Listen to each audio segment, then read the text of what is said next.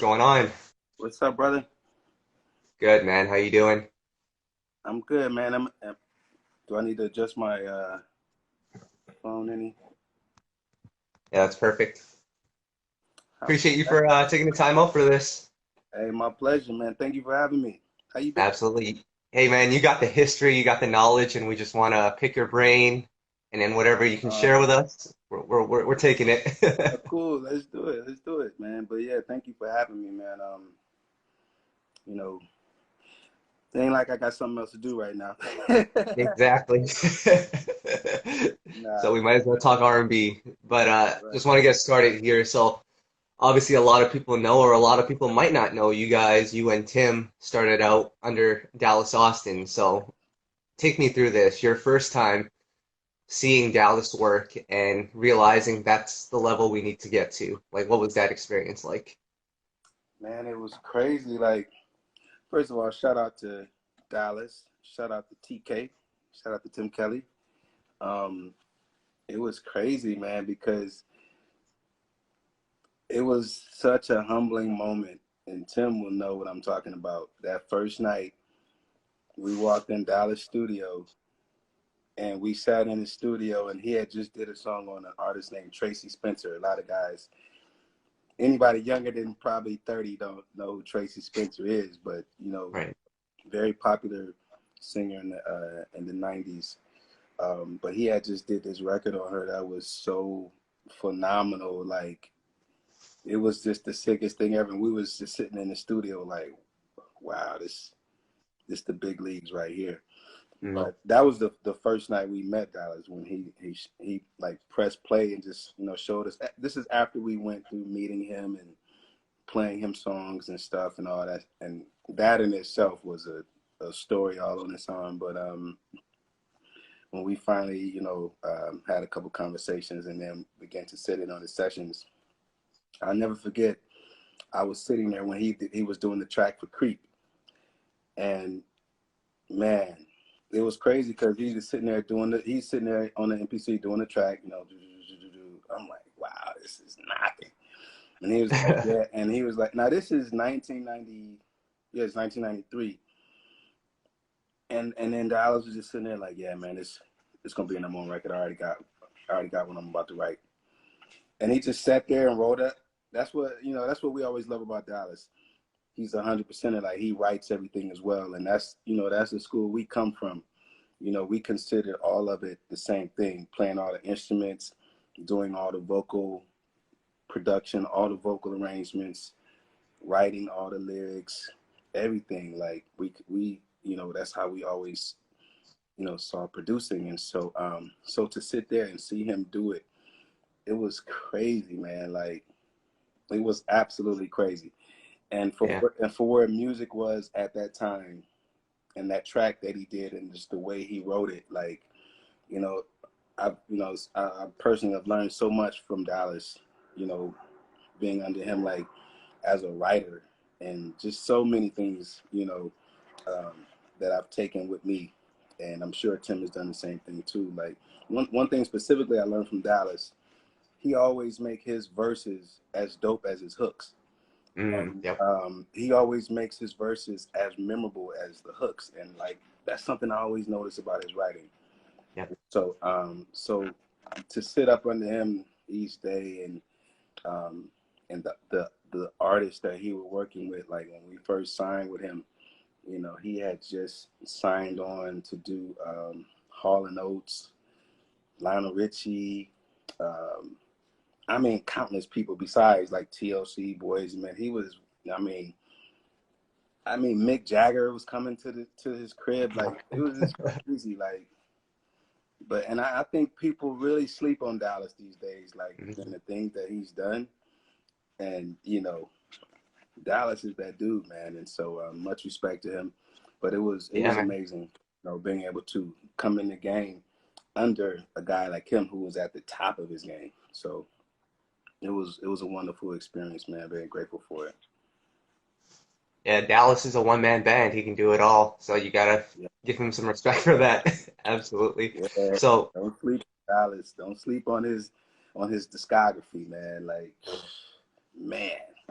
And so yeah, much respect to Dallas though. Yeah. So one of the earlier placements that you guys have as Tim and Bob, you guys are co-producing with Dallas. You guys on the Prince cover, Get It Up by TLC. You guys have credits on that Yeah, one. So during I that was time, yeah. yeah, you guys are still new in the game. So just take me through, in the studio, how much are you guys putting into that song? Is Dallas taking the lead, or are you guys taking the lead? Like, just take me through the early days and the process behind that. For that song specifically, Get It Up. Yeah, or just even the earlier It was days. cool because it was like maybe within the first month or two that we were actually working under his team. And so so this is like February 93, February, March 93. He just came in the room one day and was like, hey man, I'm gonna have an engineer pull up this song that I had started to do on TLC, but I don't really like what I did, man. I want to hear what you guys do. I want you guys to do this. And he pressed play and it was like, what? And so, and because I'm just gonna be honest, Dallas had did a dope version of it, but he Right. was just like, I don't really like it. Let me see what you guys do. And so from what I can remember, I can't remember if Tim did the beat over or not, but we did a lot of the instrumentation over. We kept like a couple things that Dallas did on the keys, like a couple melodies I remember that we kept. And excuse my memory, man, this is like 20, Right. like It's all good. 7 years ago. And so, but yeah, man, it was an amazing experience, man. And it's crazy because we had a similar experience, even though Dallas wasn't involved in this particular record, but it was around the same time where we got the opportunity to do Tina Turner, I Don't Want to Mm, remix. And that was crazy too, because it was literally probably within within 2 weeks that we did Get It Up. Um, mm, we were able to do because they would just come in and tell us what we were doing. Okay, y'all finna do this, or we got this group coming in, y'all finna do this. Dallas, right. Dave Gates at the time, who was running all of Dallas's, he was running everything at the studio. And so Dave would just come in and be like, okay, y'all doing this, doing this. And so he came in and was like, okay, we got Tina Turner remix for y'all. It was like, what did you say? And so to like have the tapes there and have her original vocals there, and they just said, okay, y'all just remix this song. And so we did a remix, and we didn't know if they was, because we were so green at that time. We didn't know how everything went. This is our first 2 months living in Atlanta. And so we did the track or whatever. And I never forget, probably 2 months later, like a random night, Tim's mom called him. It was like, is this a song y'all did? And she played the song, and it was the remix we had did. And Mm, she's in Peoria, Illinois. And so we was freaking out, crying and everything, because that's the first time we ever heard our music being on the radio. Was right. Tim's mom called us, and I Don't Want to Fight was playing on the radio in Peoria, Illinois, and we was just like, whoa, this is crazy. It was a crazy experience, man. But man, so many memories, wonderful memories. Yeah, absolutely. Starting off like that, man, it was cool. It's cool to go back and talk about it. Yeah, absolutely. And then in the early days, I think Mario Winans was involved as well. Yeah, how Mario, it's cool how that happened, because um, the reason we even went to Detroit was because I had moved to Detroit when I was 19. I got offered, at the time was a chance of a lifetime, and that was to play organ at Aretha Franklin's father's church, which is like the pinnacle of, gospel. You know, it's kind of like Aretha's father was like the T.D. Jakes of the '60s and '70s. He Oh, wow. he was looked at like that type of regard. And so when I was I think when I was 18 and 19, I went to New York to visit my parents, and my dad is a pastor of a church. And that's how I got invited to go to Detroit. And so I moved to Detroit when I was 19. And at the time, me and Tim still had this dream of like, making it as producers. It was just like, because Tim actually went down to New Orleans, because Tim was in New Okay. Orleans for a while, then he was in St. Louis, and so then I had went to Syracuse, and then I was in Syracuse, New York for about 2 months, and then I ended up moving straight to Detroit, and this is in '91, and so I lived in Detroit for 2 years, and then ended up meeting these people in Detroit that had a studio, nice studio, a lot of history, a lot of Motown history, and so the short version of the story is they brought Tim up, and they was just like, okay, you guys, do your thing. And they didn't have a lot of contacts at the time in terms of in the business. They had a lot of contacts around Detroit, and they knew a lot of people back from the Motown era. And so, how Mario came into the picture was, at that time in Detroit, all the musicians, like, I ended up meeting a ton of amazing musicians, and Mario was one of. It's funny, I'm stopping myself from calling him Skeeter, because that's what everyone affectionately calls Mario, Skeeter. So, I ended up meeting Mario because I would go over to his father's church at the time, Marlon Winer's Church, Perfected Praise. And so I would sit in with the musicians there. And then that's how it kind of like, next thing you know, it was like, yo, you should come by the studio. And because I'm going to tell you something, a lot of people in Detroit, when we would tell people that, we're producers, man, people would laugh at us. And like, people didn't take us serious in Detroit. Like when we was telling them, yeah, we take this producing thing serious. Like we about to move to Atlanta, link up with us, and people, and they thought we was like, what these dudes talking about? And so, so fast forward to, the first year we were signed with Dallas. Mario called me one day because Mario was one of the guys, we always kept in touch with. He'd come by the studio, and he was like, Mario had just turned 18, and when he moved to Atlanta, because he called me one day, he was like, yo, Bob, you told me if ever I want to move to Atlanta, hit you up. I'm hitting you up right now. I'm on 75 South right now. And Wow. so I told Tim, I was like, hey, Mario really trying to come down here. So it was like, pull up, man. And so he came, he stayed at our crib. And so then we took him to the studio.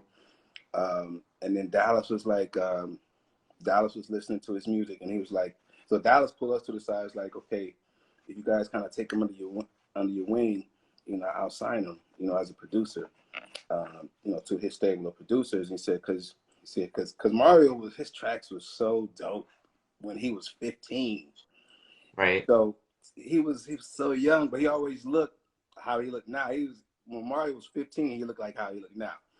And so he was doing all these dope tracks, but the style of it was kind of more gospel, because obviously that's what his family is known for. And so Dallas, like, if y'all can help transition him into the R&B, and from a creative standpoint. And so, so Mario came down. He lived in our basement at the time, the house that we had, probably for like, he lived there probably like, I want to say at least 6 months, maybe.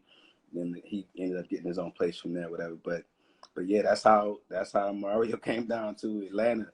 He called one day, was like, I'm on the highway. Y'all said if I wanted to come through, I'm calling y'all now. And we was like, come on. And so, Dallas ended up signing him. And then shortly after that, he ended up, doing work with Puff. I think Yeah. he was signed to Dallas, and then I think he signed his publishing deal to Puff. You ever heard? It was different how they did it at first. And then, of course, he obviously ended up moving to New York after that. Yeah. But yeah, it started in Atlanta. Yeah. That was, Yeah. Mario Winans, another one-man band. He can do it all. I think I sent you the picture to his demo tape back then.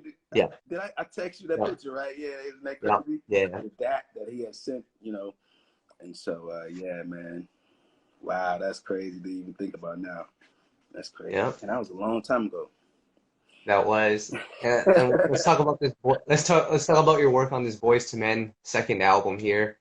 So I mentioned early on, you guys were co-producing with Dallas on records like the TLC record, but on this Boys to Men record, you guys are doing it, co-producing it with Boys to Men. But just talk about that transition. Like, how did Dallas let you guys know that you guys were ready to graduate to working on your own, or just Yeah. talk about Well, that process?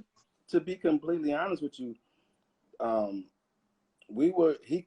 That's the thing that was so cool about Dallas. He allowed us to produce by ourselves coming in. It was just Okay. that a couple projects here and there, he had already had the record going, like the Get It Up record, and then something else we had already going. So we was like helping him out with a thing. I think it was High Five. He was doing Mm, some more High Five, and we was like helping him with that. But when he signed us, we like when we worked on like Perfect Gentleman. I know yeah.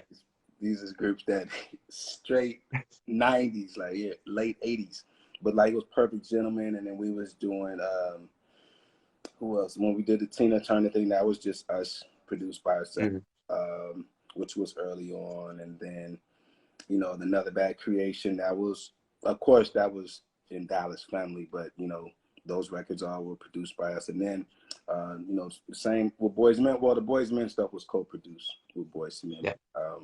But he gave us the freedom back then. But he would tell us, here and there, like, yo, man, I think y'all need to probably do this, do this, do that.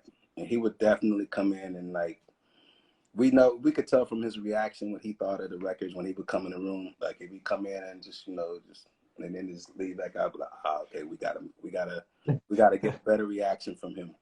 And then every now and then, but how we knew that he was really into the record when he come in and be like, okay, I got a hook. Hold on, let me see, I got a hook. And then if it was like that, then it was like, okay, he feeling this one. So, but as far as the Boyz II Men 2 album, it was around the time when Dallas went through this phase where he just wasn't in the mood to work. He wasn't feeling creative because his best friend at the time had gotten killed, who was a Mm, producer named Randy Rand.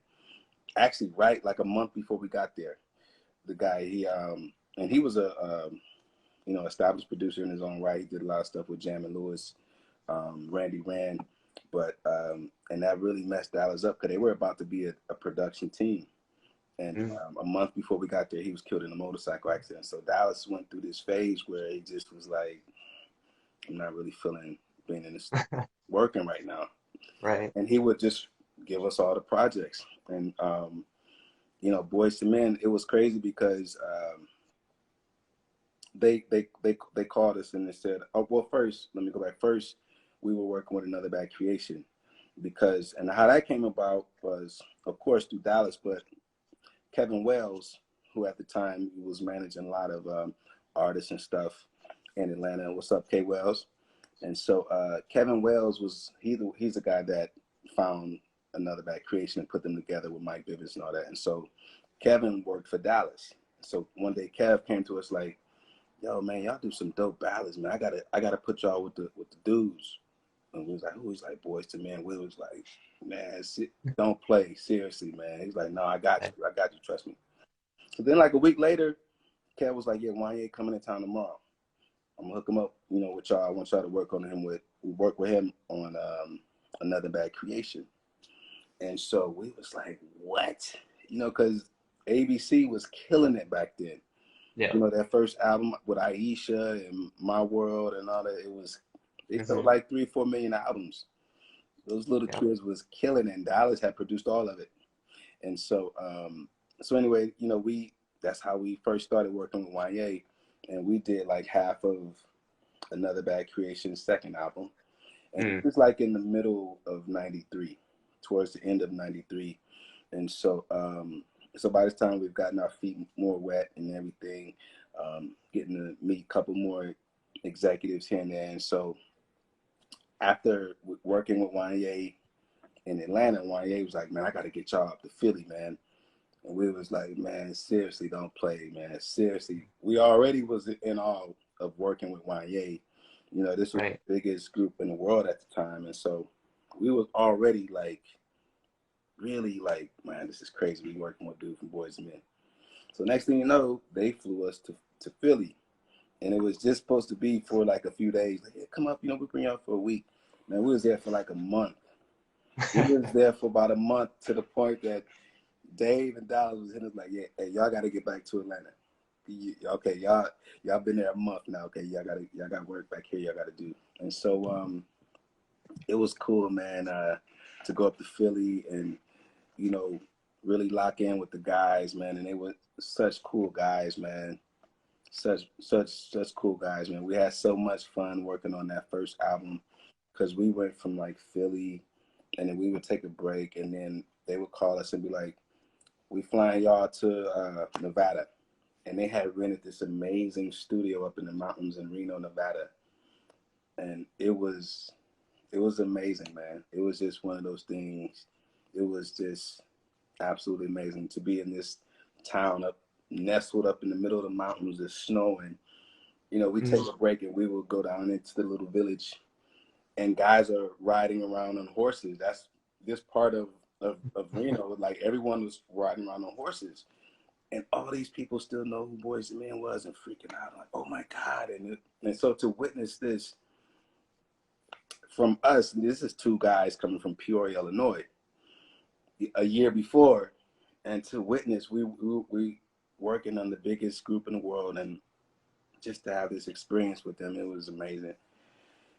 And the creative vibes was just flowing, Yeah. like when we did 50 Candles. That's probably one of the most memorable sessions ever, man. Just, you know, we all got on pajamas because we're in this big studio, but it's in a house. So Wow. every day we work and everybody in their pajamas, house shoes, and just kicking it. You know, it was so much fun. It was in the middle of the winter, and so then we went from there, and then we ended up working in LA. It was funny because that was when we left Reno. They was like, "Yo, we're gonna go to LA," and Tim gonna know what I'm talking about when I say this. We was like, "Nah, we cool, man." It was like, "What do you mean?" It's like, "Man, we don't mess with LA, man. We heard they have earthquakes and stuff out there, man. Nah, man, we cool, man. Y'all want to do it on the East Coast? Y'all want to go back to the East Coast?" They was like, "Come on, man. No, come on, seriously." We fly to LA. True story. We fly to LA. It was on a Sunday. And so we spent the day, I never forget, we spent the day riding around looking at sites and stuff. And mostly like, it was like me and Tim and like a couple of the security guards and like Wanye just showing us the city, whatever. That night was when they had the huge Northridge earthquake Oh, wow. before. That night, our first night in LA was one of the biggest earthquakes the country has ever seen. And so it was just a crazy experience, man. And so then 2 days later, when the airports and everything opened up, we had to hop on a plane and go back to the East Coast. It was, man, so many memories with that Boyz II Men album alone. But yeah, that was our first night in LA. We were afraid to come here to work because of earthquakes. And the first night we was here, one of the biggest earthquakes the city has ever seen.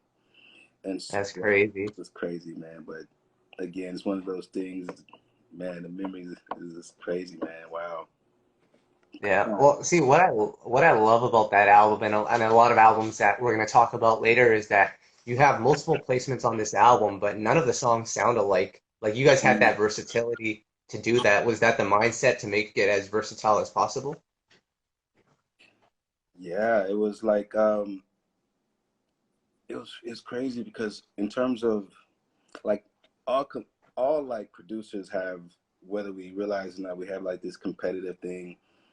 Like you have a level of respect for your peers, but it's always going to be competitive to a degree. And so we would be really hard on like if a certain producer did a song and it sounded like other songs, we'd be like, man, why Mm, y'all change these songs? You know, why would now of course I understand why they do it.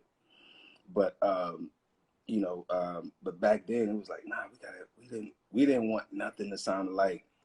But hmm what would be the thing that kind of gave the songs our identity is probably I would say how we did like our vocals and the way we wrote. That was the Right. thread that kind of connected everything together. Like when you started hearing a song about, oh yeah, that sounds like a Tim and Bob record. I think it was because of the way we wrote and obviously the music. Even though the music a lot of times would be different, like of course, Thong Song sounds completely different than 50 Candles. And Yep. so, for an example, but it was just something that I don't know, we always just had that, you know, we always, I don't know, man. It's just, I guess it's just something you can't really teach. Right. You just down a certain path and you're following that path, man. And of creativity really Mhm. is all I can say. We just always try to make things sound fresh, like completely different than the song before, different drums, different, try not to use the same melodies or the same cadences on words, or and so we were pretty like tough on each other, like in the sense like I know if I wrote something and based on Tim's reaction, it'd be like, yeah, that's cool, or vice versa. If he showed me something, it'd be like, yeah, that's dope, that's dope. We know like, nah, it ain't dope, it ain't dope. And so that's how we, I think, especially early on, pushed each other as writers, and Mm.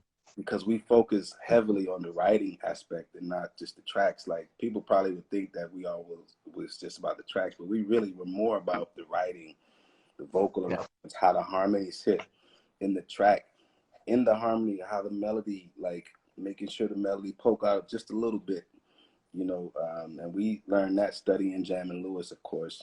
Hmm. I would say the most, between Jam and Lewis, and then like Gospel Group Commission, those guys Right. doing their vocal arrangements and stuff like that. So I think that's where like I said, our identity began to emerge from the different projects that we would do, because they were pretty different, projects, whatever. But we always tried to just keep it fresh and sounding different. Love it. So Boyz II Men album comes out, and then you guys also have a placement with Deborah Cox on that album. What changes for Tim and Bob at that point? Do you guys start getting recognized because that Boyz II Men album was so big? Does your name start, popping up in the industry as, the hit Yeah, makers? it did, because around that time, that's when we started doing more and more interviews. We had a lot of nice articles about us in like the Vibe magazine or Billboard magazine, and so these things start getting us more calls. And so like once we started locking in, for instance, with Clive on a lot of projects, it started with Monica, of course, and things that Dallas was doing. But then that's the Deborah Cox album. That's when we like personally started working with Clive, um, you know, without Dallas, or going through Dallas, so to speak. And so, and it's crazy because Clive will wake you up in the middle of the night if you don't like a mix. Nah, man, no, you guys got to recall this. You faded too early, or is too much compression. I don't know. We got to do this over. It'd be 2 a.m, And so, but that's how Clive is, man. And so, that was man, a bunch of experiences with him too, because he'll let you know too if you're not feeling the song. You'll play him like there's been times we would go to New York, with Clive, and play him songs for 2 hours. He'll be like, well, I don't hear any hits. Let me play you guys something. And he'll put on like a song from Whitney that Whitney had just recorded, and like this is what I need. Like, wow, Mm. Clive was a savage like that. But it was fun, man. I always learned something interacting with executives like him in LA, and all these guys that we were blessed to have, especially as mentors early on, like LA, Daryl Simmons, all these guys that are like, the greats, man. And so it's I was thinking about this a few weeks ago, like early in our career, man, it was a blessing from God. But man, the people that we had just as mentors, Dallas alone. But Yep. the next door to Dallas studio was Daryl Simmons' studio, who Hmm. wrote a lot of stuff with Face. So Yeah. every other day we would go to Daryl and just pick his brain. And at the time, the mother of my son, my girlfriend at the time, she worked at LaFace, and she was Mm. executive assistant to the GM of LaFace. So pretty much every Friday, me and Tim would go Right. to LaFace and chop it up with LA for like 2 hours. Like, man, just absorbing all the information, all the wisdom and insight we could from him. And it was something that we just look forward to. Like, it was amazing, man. Like when I think about it, and just to have all the guys that we like just 2 years before was like, man, LA and Faze, oh my goodness. And so, and I never forget, one day we were sitting in the LA office just just trying to just get game from him. And he was like, "Oh yeah, check this out, this face new single." Put it on, and it was Never Keeping Secrets, man. It was we was like, wow, man. So to have these goats as mentors, man, what a blessing, man. And Yeah. it just humbles me to this day, like to be able to come up under that kind of wisdom, man. Like it was almost like we had the cheat codes because Hmm. we signed to Dallas. You know, Puff is coming in like every month. We meeting with Puff, and and that's goes into the whole 112 thing. But like that, Daryl Simmons, I mean, L.A., I mean, and we didn't meet Jimmy and Terry till years later, but we just idolized Jimmy and Terry. Like you can hear that in our music. We seemingly like we pay homage to those guys like in every song.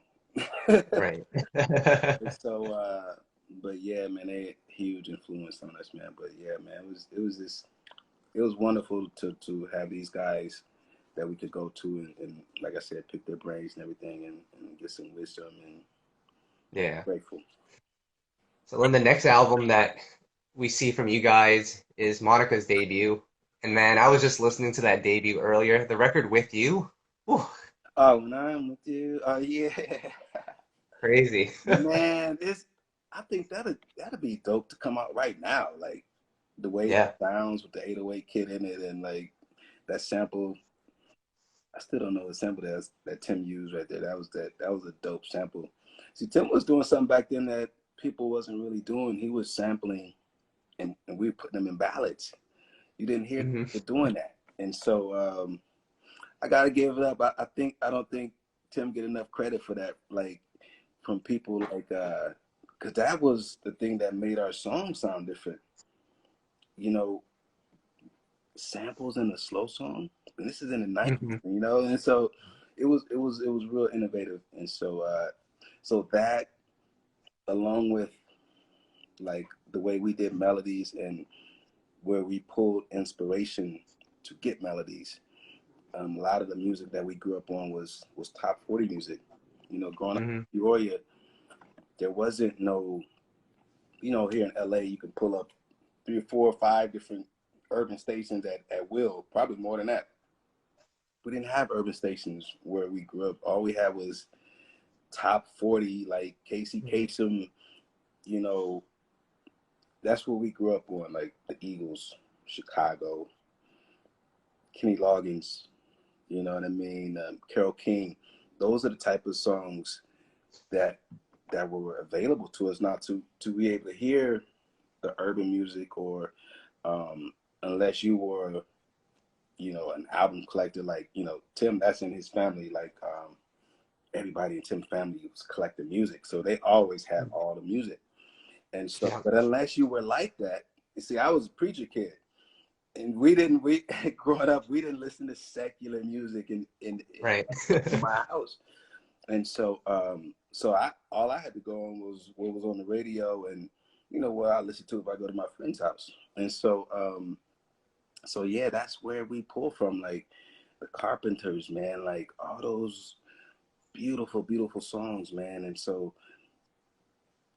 if you think about it, if you have a track you're working on where you have urban drums, you have some kind of obscure sample, and then you bringing in some kind of Asian violins or something, and then you have pop melodies. That's how you end up getting a sound. Yeah. So many people from different directions are like, wait a minute, whoa, that's nice, or they're gravitating to it. It's because you've brought in all these very subtle elements. You know what I mean? And Yeah. so that was one of the things that one of our little ways we did things. We always didn't just, we never just wanted to do an R&B song. Hmm. Or just an R&B track. It'll need something, even if it was an R&B track, some other cultural influence had to be in it somewhere. If it was just a very subtle bongo or something, something would have to be there to make Mm. the record sound a little different. So, but the Monica thing, that's an example. That's like that sample in there makes the song. Um, and then of course the melodies and everything, and that's such a dope record, man. Yeah. When I think you, wow, that just took me back right there. Shout out to Monica. K Yeah. Well. Someone in, That's our boy Kevin Wells on that, doing that little diamond in the back, sun rooftop. You know what I mean? So much fun, man, doing that. That album was a lot of fun. The crazy thing was Monica was 13 when we did that album. yeah. Wait a minute, I'm sorry. She might have even been 12. She was Wow. 12 when they brought her in the studio. Matter of fact, K Wells, from what I remember, is the one that found Monica. And I remember when he brought her to the studio, I think she might have been 12. When she cut a lot of those vocals on that album, she was no more than 13. Because when the album was done, she was 13. Wow. Now you can hear that in her, you can hear the maturity in her voice back then. And it was kind of like, it was almost challenging to write for her because it was so much only so much you could talk about, obviously, a Hmm. 13-year-old child. But when you hear her sing, it sounds like a grown woman, and Yeah. so yeah, man, and that was an amazing experience as well. What's up, Monica? Yeah. Shout out to Monica too. No 12-year-old should be singing Now I'm Gone as good as Monica did at 12. Right. That's what I'm Oh, did saying. you say Now I'm Gone? Yeah. Oh wow. You know what? On that song, we were paying homage to Devontae from a Mm. production standpoint. That was us, because Devontae was just killing it at that time, man. Yeah. You know, man. Mm-mm-mm. So that's Yeah.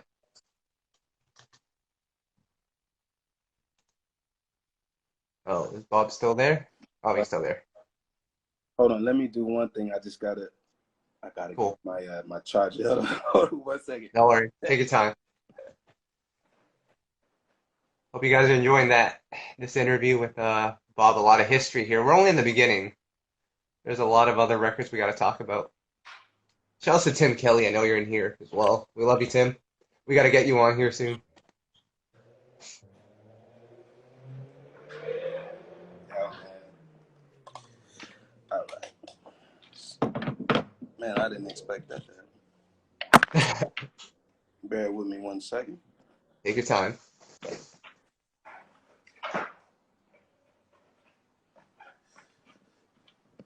Yeah, man. So let's see here.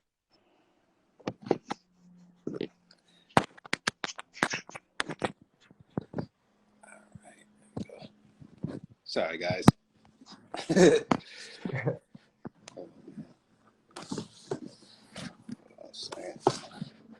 Getting situated. I don't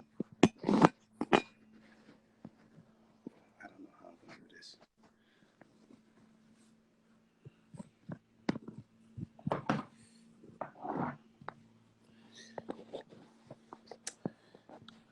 Ah, man. Sorry. Hold on.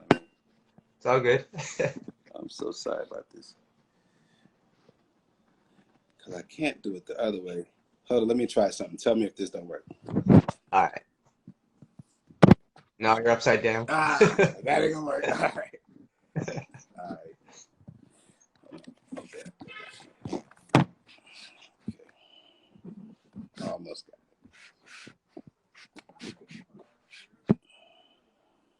All right, that's perfect. it. All right. Sorry about that. All good. All So right. that's the Monica album. People still love that album to this day. And then Mm. this is another album people love, and a lot of people might not know that you guys had a hand in discovering this group, but 112, that debut album, man, that's a Oh classic right there. yeah. You know what?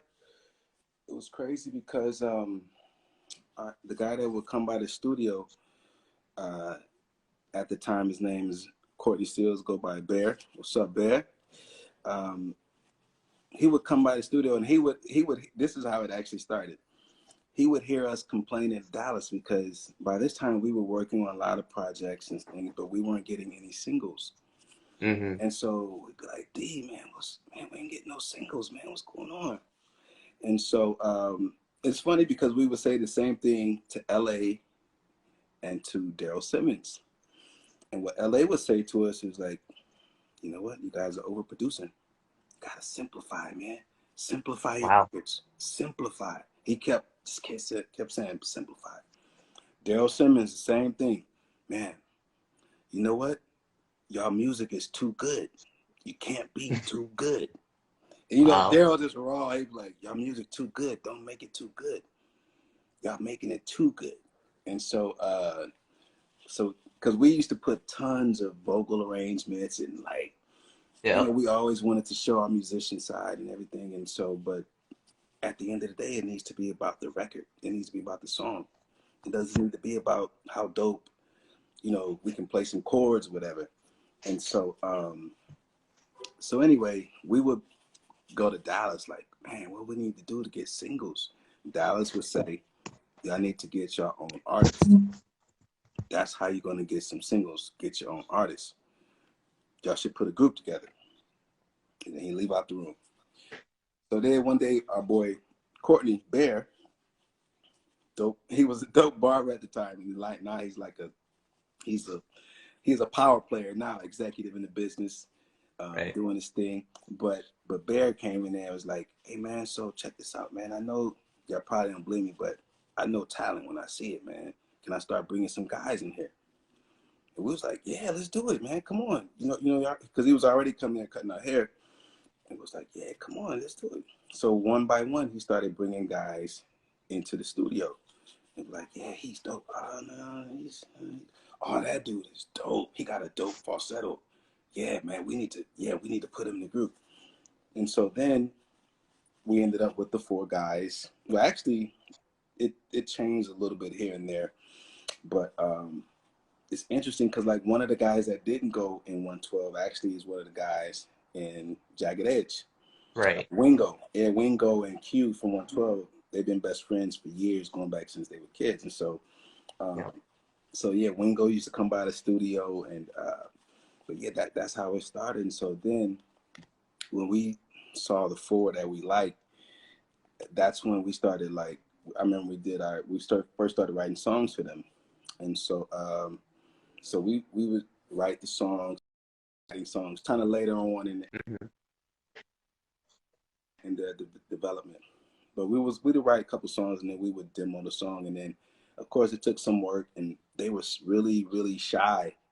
You know, Right. when we first met them, then they were like, I think Slim might have been the oldest one. Slim might have been 16 or 17. A Mm. couple of the guys were like 15, and so they were kids. They were still in high school, Right. and so yeah, man, just slowly, just pretty much on a daily basis, we're working with them in the studio. Then our boy Kevin Wells, one day Kevin, because anybody know K Wells, K Wells is like the flyest dude in Atlanta. So Right. Cav was like, so one day Cav pulled us to the side, was like, hey, what's so? Oh, he came in the room rather and was like, and he was just kind of peeping everything really quietly for a while, like what we were trying to do and trying to get the ball rolling.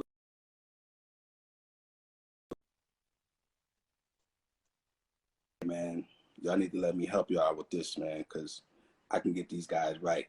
And so, and this is the guy that Kev is the one that pretty much developed Another Bad Creation, and those was the flyest little kids you ever see. Like, Yep. so Kev started. Next thing you know, Kev came to the studio one day and brought a bunch of his own clothes, and was just Mm. like, "Let me see how you guys look with this," and just like, "Okay, come on, y'all, let's go to the mall. Let's just see. I want to see how y'all walk around the mall." Like Right. Kev he started really developing them from that side, from how they literally walk across a room, and how to dress and how to to let certain clothes feel on you. Like Kev started really working with them on that. Then they would come to the studio that night and we would write a song, and then we would fill the studio up with people in the lounge area. Most and Probably we would fill it up with probably like 15, 20 females, because these guys were so terrified to sing in front of anybody, let alone Right. females. So Kev was like, we got to break them of it. We got to break them of it. We got to fill the studio tonight. And so pretty much every other night, they were singing in front of 15, 20 people, mostly women, to help them come out of their shell. And so and slowly but surely, man, their confidence started building in themselves, and you know, vocals started getting better and better and tighter and tighter. And so between, you know, me and Tim and Kev and our boy, you know, Courtney, you know, probably like 2 years went by, just solid development, you know. Mm. And so like every day, every other day. And so, and they were putting in the work, like, cause they would like go to school, uh, and Duran, you know, he played in church. A lot of times they couldn't practice until Duran got out of church. Right. So many nights they wouldn't be able to practice till midnight, and they Mm. would do it Right. and have to be at school at 7 in the morning. But they did it, man. They put in the work. And so, and it was crazy because there were artists that we were working at the time, and they didn't have that kind of dedication that 112 did.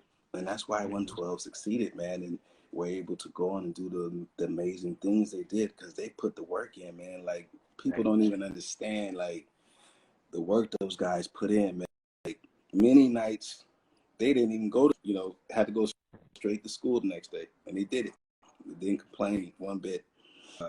So yeah, man, that first 112 album was crazy. And so, so then after about 2 years, came out to we had came out to LA for some work, and we went back to it, and next thing we know, we they told us like Puff signed the guys. We're like, huh?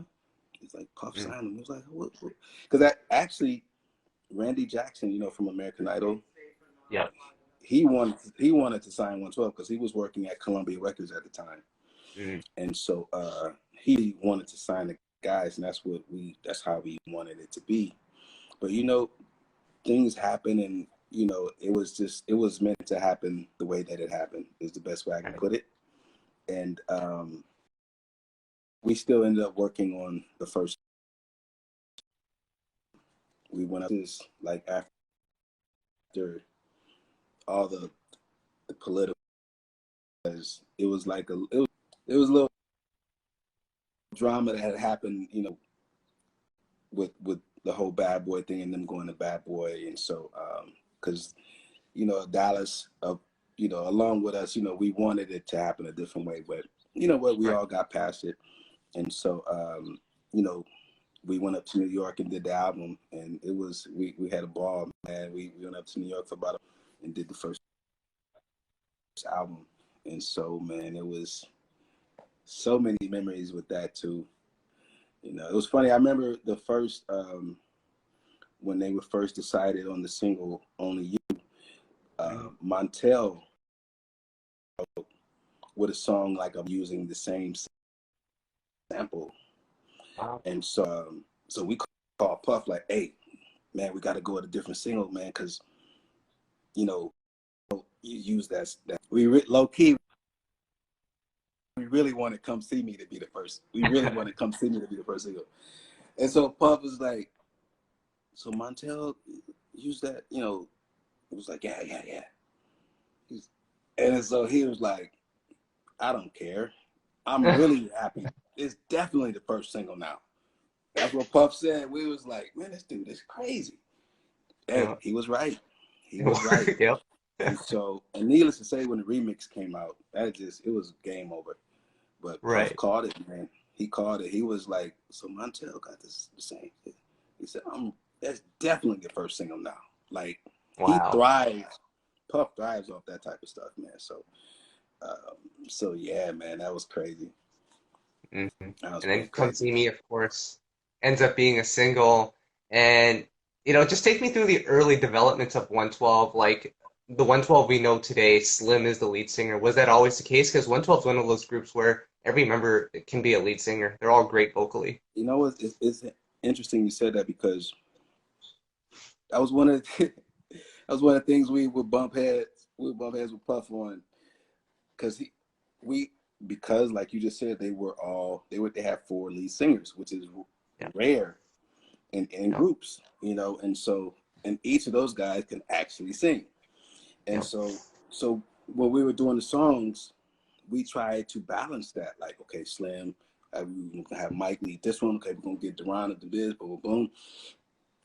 So Puff one day was like, "Hey man," actually, K Wells hit us up. It was like, "Hey man, Puff just hit me, man. He said Slim got to be the lead singer."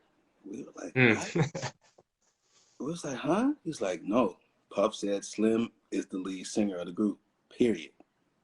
And so now he Wow. want him to be, such and such. And so then it was like, man, what's?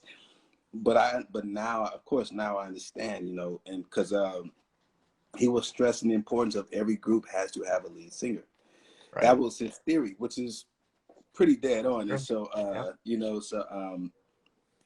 yeah, man, Puff, he made an executive decision. Like, as of now, Slim is the lead singer of the group. And so, yeah, and that's how it went, man. And so, but it was still, mutual respect between the guys, Yeah. because they all were so talented, man. And that's one thing I think 112 didn't get enough credit for was their writing, man. Like, these dudes' writing is so underrated, Yeah. so underrated. You know, um, Cupid is just one example of it. Their Hmm. writing is so underrated, and so. But anyway, yeah, man, so many memories. Like, as far as the development, it was a lot of, even when we weren't in the studio, they would come by the house and we was working on the songs in the house. And so, yeah, man, a lot of, um, a lot of getting them to sing in front of people because, again, they were so quiet and like a lot like myself, super introverted. They were and like, it was, it took a lot of development. And like I said earlier, it was meant to happen the way it did. Because had it just Yeah. been me and Tim doing it, I don't think it would. I'm not gonna say they wouldn't have been successful, but they Right. wouldn't have had the same type of success because the element that Kevin brought to the table and really instilled into them was all about swag. Like, and Kev is a swag master, and so like Kev every single day, like as soon as they got out of school, Kev would go get them. I gotta just take them somewhere. I just gotta get them. I gotta loosen them up, And so all of that went into it, man. And so and then while we were actually working on their album in New York, they had these girls from Atlanta that were just as dope as them. Mm. They were like a female version of 112. They were called 211. And so Okay. we were all going to do the same thing, but with a female version of 112. I can't remember how that fell apart, but it was about to be crazy because 112 Oh, was writing all their records, and we was helping, we was kind of just helping them like with the production and stuff. But man, that was going to be a sick project too. But it was all during, their development, and we all spent a lot of time in New York City doing that, and so it was, and that was when Bad Boy first just took over the world, man. Like, hmm. it was just crazy what was going on, and the timing, it was just it was meant to happen that way, period. And so and it was very humbling, it was very humbling for me. I gotta say it Right. was super humbling, like, because just when you think Puff don't know what he's talking about, he ends up being right about something. You're like, dang, he actually called that, man. I didn't think it was gonna happen like that. But it was cool experience, man. Much love to everybody in the group and K Wells and Bear. Yeah, man. Yeah, we're gonna have to find that 211 project as well. We got to hear Yeah, that. next time you talk to one of the guys, ask him about it. Say, hey, 211, that's what 211. It was gonna be sick. Will do. But 1997 comes along, and I feel like right now, like in 97, you guys hit your stride. You guys are in such a groove. You guys are in the zone. You guys create so many classics today that we know as classics. Thank you. John B's They Don't Know obviously is one. Mm, That record right there, to this thank you. day, like you can play that and it still sounds current. Thank you, man. Thank you, man. It was crazy because um, when he came, when John came down, man, after we like did a couple meetings or whatever, he came to Atlanta and we cut the record at Dallas studio. And it was so cool getting to know John, you know, and he really is a black dude trapped in a white dude's body, man. Like, and I say that with the utmost like respect and love for him. It was funny, man. Tim knows what I'm talking about when I say that, like, cause like that's really him, man. He really it's not an act that he's putting on, like, and he's not trying to act black. That's the thing that's interesting. He's just a soulful dude, man. And so yeah, man, we all had a great time in the studio, man, and we did the track, and then he went in the booth. He was pretty much freestyling from there, and the three of us were just throwing ideas back and forth, and it just turned out. We knew it was special after we did it, but we didn't know like 20 years later it'll be even more special to more people, and still the songs still has life, man. And I gotta say, every time I hear this song, man, my face, Yeah. and it makes me so proud, thinking of our journey up to that, pulling into Atlanta, bucks each, not even $100 each, and to hear that song on the radio, man, it's really cool feeling, man. I feel very blessed. Blessed. And then another record during that era, Tamiya's So Into You. Tim was telling us, Mario Winans is actually singing background on that record, or maybe on the Oh demo, yeah, and that's I think pretty much Brandy all was a part of Mario. that song as well. I'm sorry. Brandy was a part of that at some point as well. I'm sorry, I keep missing the last thing you said. Brandy was a part of that song at some point. Oh yeah. It was crazy. Yeah, the Mario, you can hear Mario's vocals all over that, and it just the texture and the tone of his voice matched hers so well, man. And yeah, and Mario was actually working on Tamiya's. He worked on that same album too, and so yeah, man, because Mario did the demo, Yep. and so to me it was like, man, I actually like his backgrounds in there, and we kept it in there. And that was actually not long after Mario had moved down there. It wasn't too much longer after that. Okay, I guess maybe it was a couple of years. Maybe he had been there for about a year or so, a year or two. But yeah, he was fairly new in Atlanta when we did that, at the time that we did the song. And so yeah, Mario, yeah, man. That's a dope record. Thank you, And man. then Thank you. the song that I was talking to you about the other day, I was just listening to it nonstop. The Destiny's Child record, Tell Me. Oh yeah, I know you guys did a the bunch with ballad. Destiny's Child early on, right? I'm sorry. You guys did a bunch with them early on. Yeah, because Daryl Simmons, he called us one day. Excuse me. He called us. Excuse me. And or we may have went by, because again, we would go by the studio. We would go by Daryl's studio like every other day. It was literally right next door to Dallas. And so we go over there one day, where he had called us like, yeah, man, I'm bringing my group down. I got these little girls from Houston that I signed called the Dows. I want you guys to do the majority of the record. I'll probably do a couple songs, and then we're gonna go ahead and put it out. It was like, cool. And so he brought the girls down, and we recorded them at most of the material we recorded at a studio at the time called Boss Town, which was owned by Bobby Brown at the time. And Boss Town, anybody that knew Atlanta back then, Boss Town was like one of the main studios. Right. So, and we still have a lot of history left. Uh, So, you know what? I try to keep it short too, man. I try to. no, it's all good. We got Okay. time. Okay. Cool. I'm sorry. Where was we at, man? We're talking about the Dows, Destiny's Child. Yes. So Yeah. Daryl, he brings the girls down.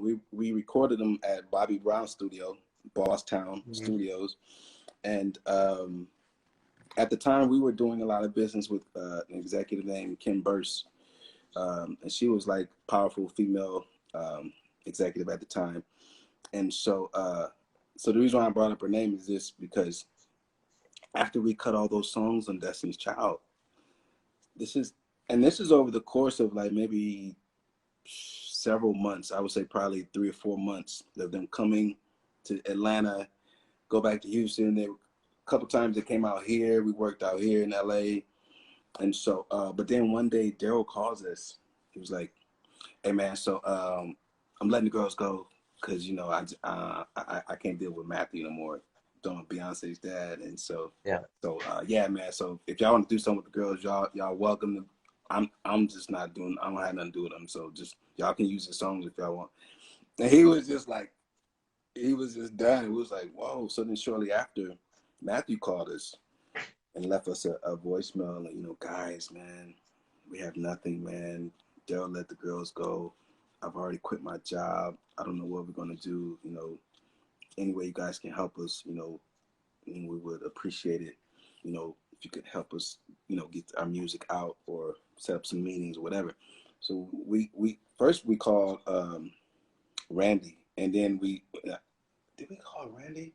We might. I don't know if we called Randy. We ended up talking to Kim Burse, and so I'm not saying we're the reason that they were signed there, but they ended up being signed there. But we kind of like put the bug in Kim Burst's ear. These girls Daryl got, they dope, and so that's, and then they ended up at Columbia. And so Mhm. but we had done probably 12 songs on them, and they were 14, 15 at the time. They were 14 actually, because I Wow. think by the time they actually signed their deal um, through Dwayne Wiggins, which Okay. was through, uh, I think it was through Columbia at the time. But yeah, so it was pretty crazy, man. So many memories, man, that you bring it up right now. It's Yeah.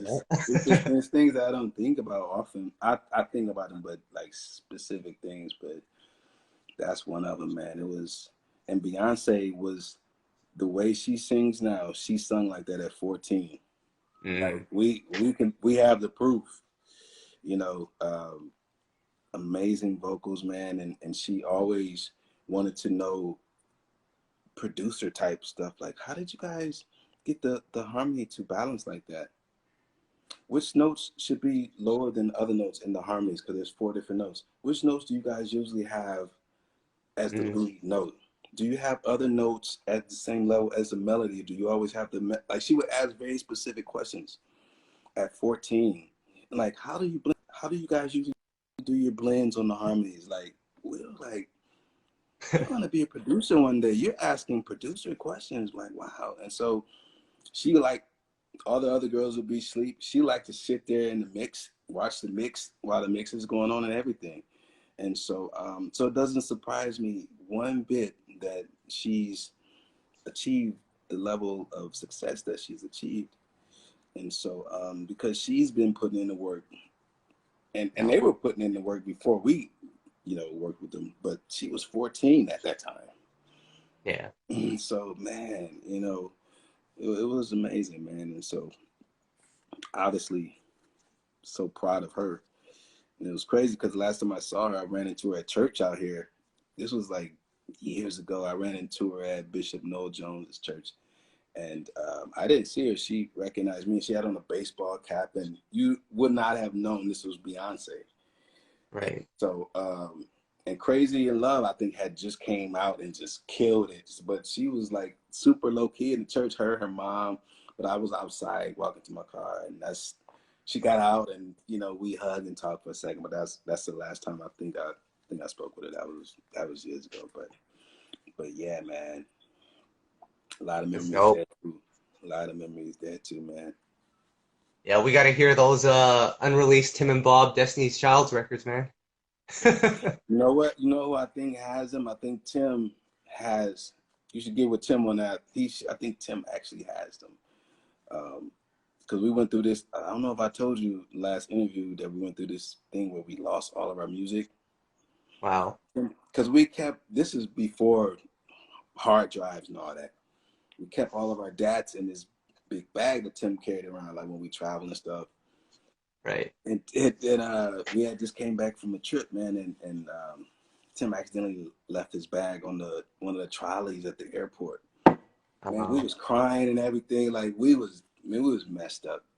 And so, yeah, man, we was messed up, man. But we ended up getting through it, and it's crazy because we told Daryl Simmons, we go to Daryl next door to Dallas. We go to Daryl, man. We lost everything, man.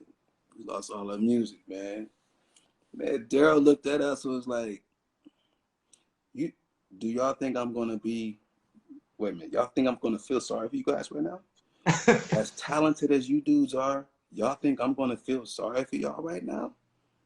Said, make some more songs. So what? You lost your song. So? wow. And we was like, whoa.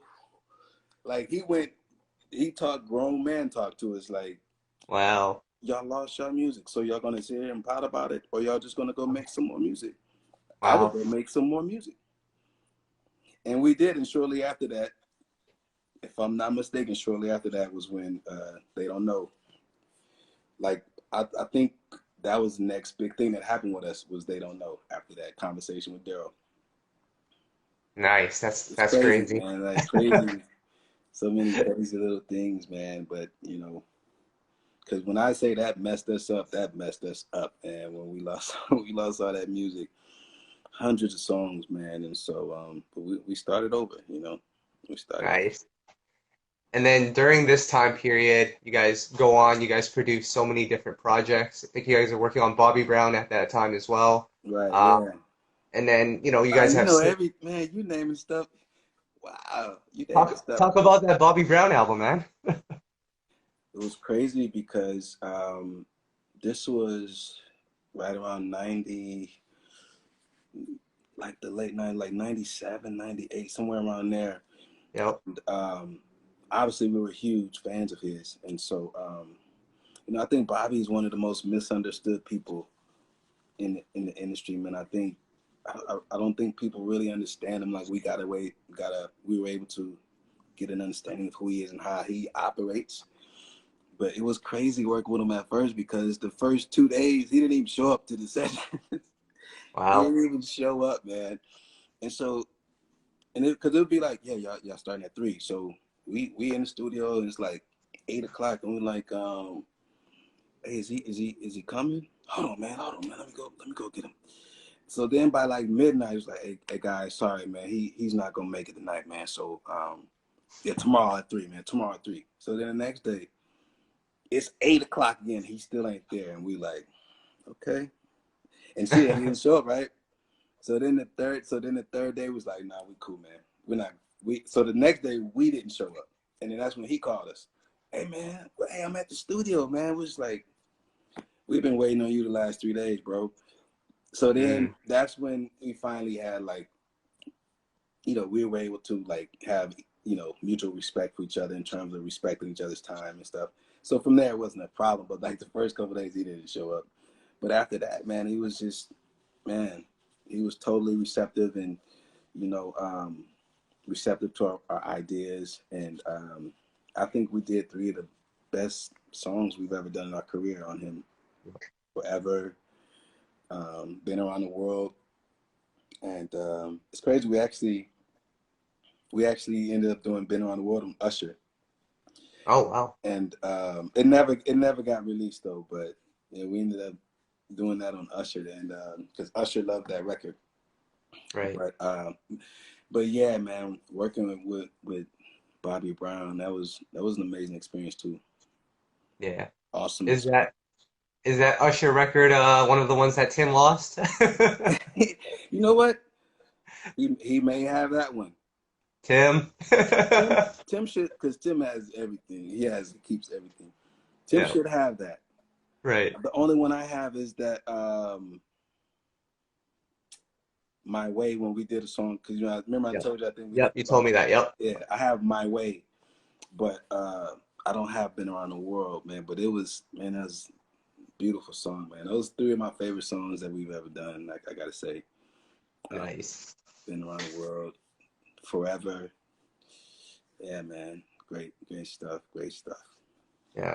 So Tim in the comments just said, I got it. So Tim, we're gonna have to have you Yeah, I figured, we're gonna I have to have figured you on he this got it. live shortly after. Yeah, Tim has everything, man. So Bob, you guys have placements at this point. You have singles, but Thong Song, that record doesn't like to me. When I think Tim and Bob, I don't think Thong Song, but Mm. that song ends up being massive. Just take me through creating that song for Cisco. Well, it's crazy because during that time, we were trying to come up with stuff for Michael Jackson, Mm, um, and we were just trying to come up with different sounding, innovative stuff. And so one day I heard Tim sampling that Eleanor Rigby. I'm like, wow, because you could hear it resonating through the house because we were sharing a big house in Atlanta, and our studio was in it and everything. And so I hear him sampling it one day. I'm like, no, he didn't. That's gonna be crazy. And that's how we would work. Like I could hear when he's sampling things, and so a lot of times if he's sampling some stuff, I'm immediately like, oh man, I'm thinking of a melody, some melodies or a hook or something, or I'm thinking, or I'm coming up with a guitar, something that could go with that. I'm thinking of some programming that can go with what a sample that he's doing. And so, but when I heard him doing that, I'm like, dang, that's crazy. So I walk up in the room, I'm like, that's nuts. He's like, Robinson, it's gonna be crazy. It's gonna be crazy, man.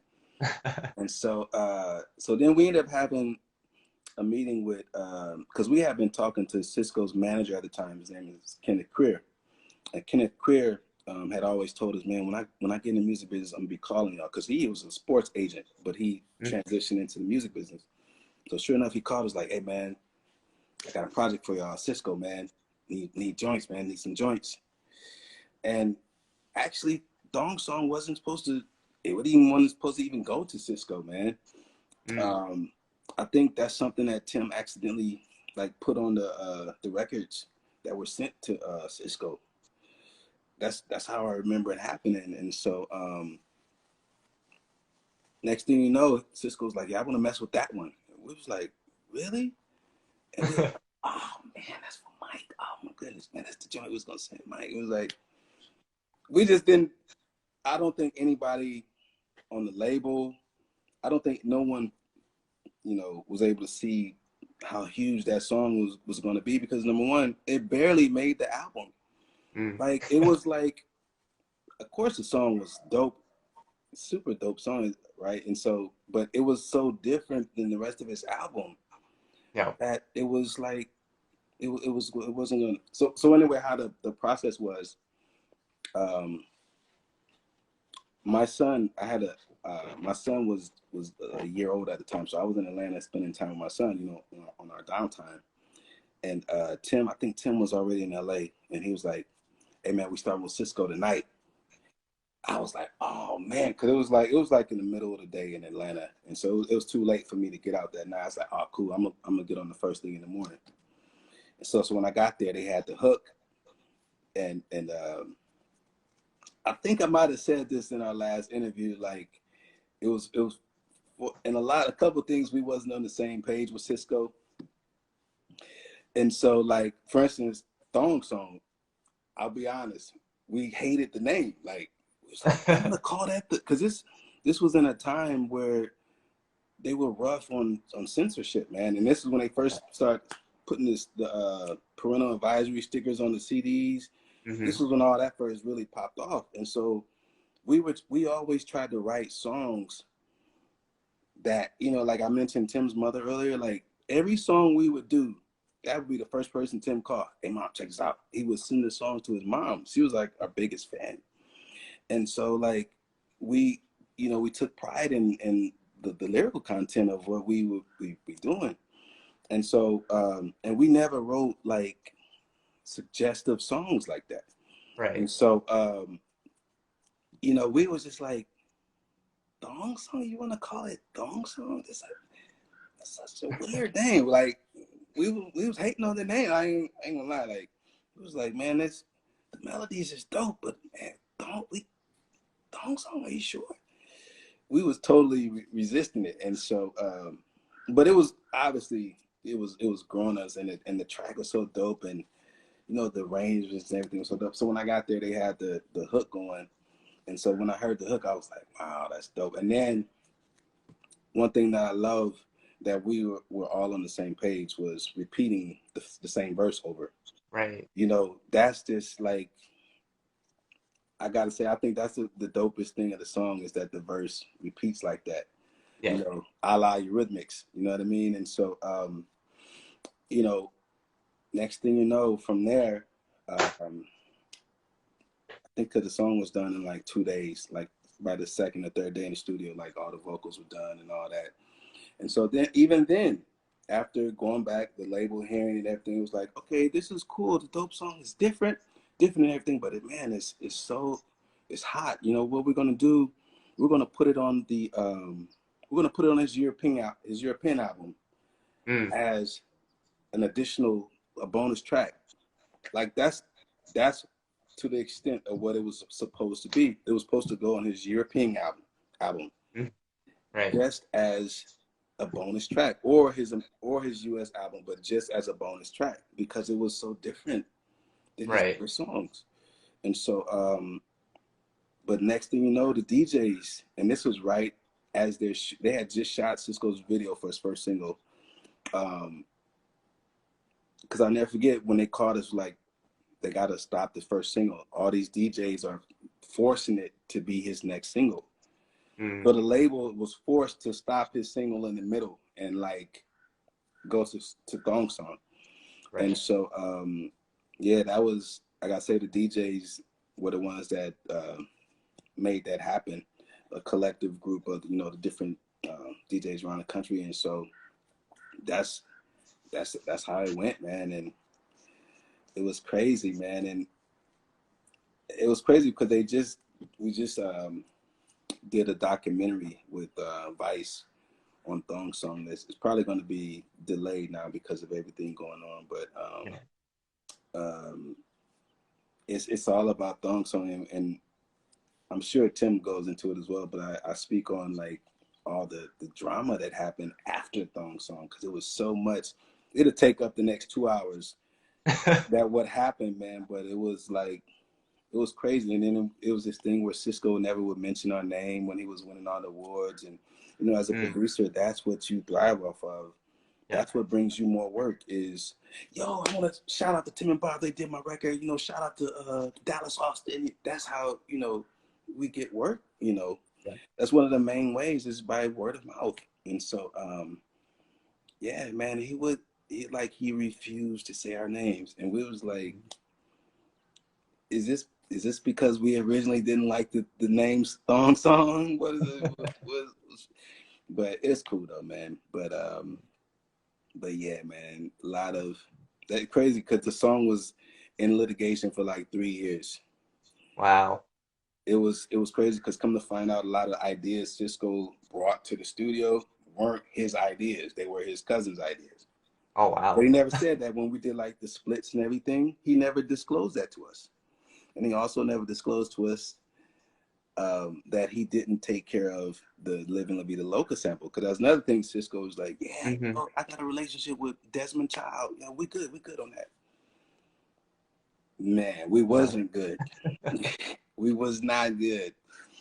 But, you know, it's all learning, man, and learning experiences, man. And because there's things that we could have done differently too. So we definitely not perfect, man. But again, overall, there was some great memories with that, and with that as well. Bittersweet memories with that, but Yeah. you know, more sweet than bitter. So Right. yeah, man, Well, it was crazy. with that record, you didn't like it being called Thong Song initially. What were you trying to pitch as the title, if Well, not for the song? it wasn't that we was trying to, and honestly, me and Tim really kept that between him and I. Okay. When we spoke privately, we were like, man, why in the world he wanna? We never said that to him. Hey man, why you Right. wanna go? I want to be clear about that. Yeah. We never said that to him in the studio. We was like, yeah, okay, cool. But in our mind, we was like, man, what in the world is he doing? And so we talked about that privately. And so, so yeah, we wasn't trying to change that because he was very adamant. Like, man, I'm telling you, I got an idea, man. Call, call it the Thong Song. Like, and this was before the session that happened or anything. You know, it was this. because he had the track, and that's how he was able to, you know, write, him and his cousins or whatever. And so so yeah, man, it was a lot of confusion around it, and a lot of miscommunication, because a lot of times we didn't speak directly to him. Everything would go through Kenneth Clear, his manager, and it was just, Hmm. but it was just one of those things we were obviously meant to experience. And so a lot of growth, Hmm. a lot of lawyer bills. But it's cool, man. You live and you learn, and you know, you move on. And so yeah, man, grateful for the experience and everything. And you know, not like I said, I don't think anyone saw that coming as far as the success of it. Yeah. I don't think anyone saw that coming, because again, like I said, it wasn't even supposed to be on the album. But Mm, it's crazy. yeah, that was crazy. Yeah. I mean, I love the work that, you guys did with a lot of the male vocalists that we love. John B, of course, and then Case as well as Joe. You guys did some serious work with those two. Missing You obviously is the one that stands out. Oh yes. And Missing You was we actually did, the first time we recorded Missing You was obviously on Joe, but we did it at Dallas Studio in Atlanta. And the first time we worked with Joe, he's the dopest singer. Like, it's, Yeah. talk to anybody that worked with him, they'll tell you, like, it's not too many people like him in the studio. He does not go off key. It ain't gonna happen. It's like he got a built-in auto tune in his body. He's not going off key. And so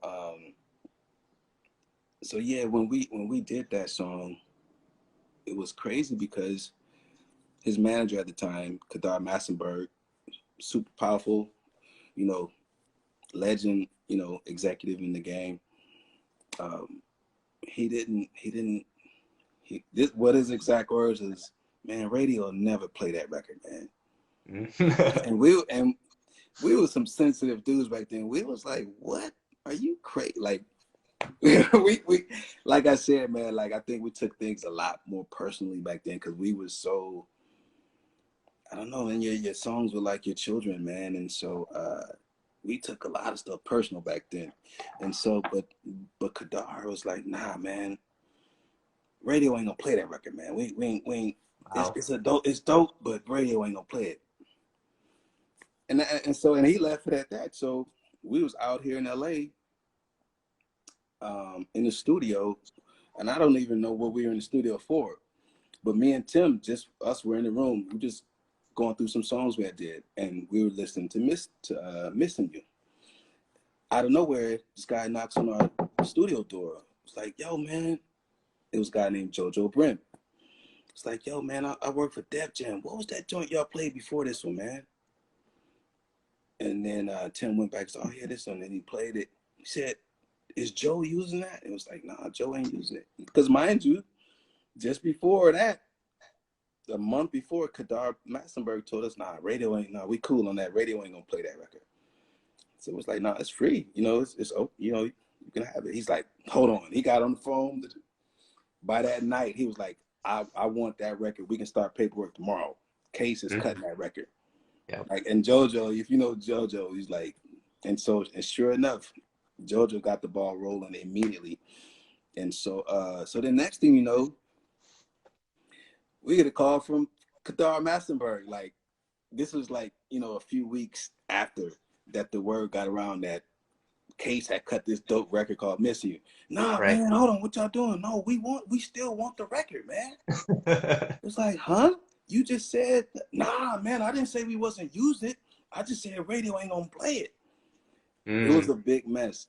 Ended up having to go, literally, we had to get legal involved. And wow. so it was crazy.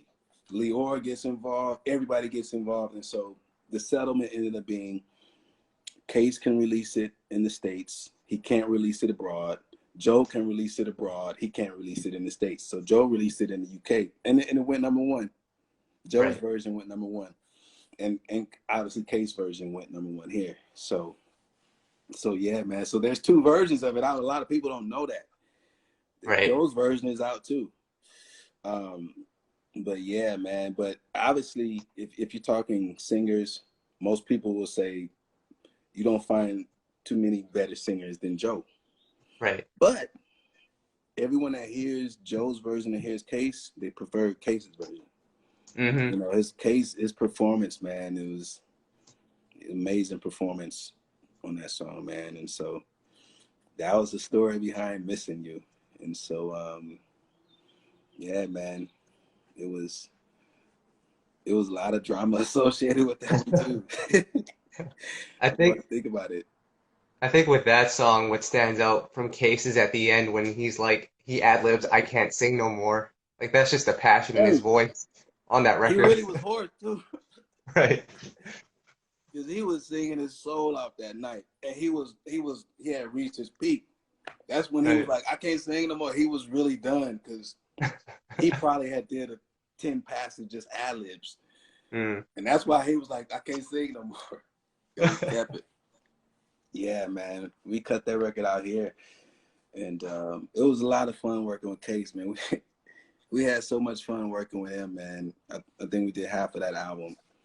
And so yeah, Case is he needs to be in movies. That's what he needs to be doing. That dude is so funny, man. Yep. I can't believe he ain't doing no acting by now. I think he did some acting, but he needs to be. He still should be doing some acting. So, Yeah, but yeah, man, that's my that was guy. another one, man. Yeah, Yep. man. So years go by, and then I just want to highlight this record because, again, this is another one that I feel like is completely different from the Tim and Bob that I know. It's the Jennifer Lopez song "Cherry Pie."